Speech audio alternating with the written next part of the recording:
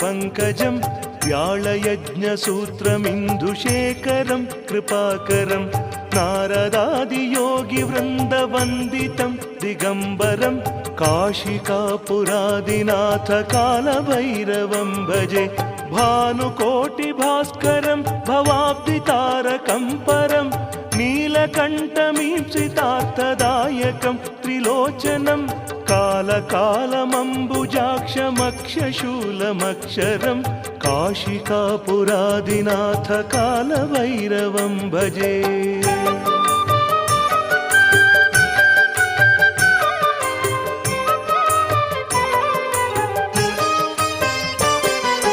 शूलटङ्कपाशदण्डपाणिमादिकारणं श्यामकायमादिदेवमक्षरं निरामयं भीमविक्रमं प्रभुं विचित्रताण्डवप्रियं काशिकापुरादिनाथ कालभैरवं भजे भुक्तिमुक्तिदायकं प्रशस्तचारुविग्रहं भक्तवत्सलस्थितं समस्तलोकविग्रहम्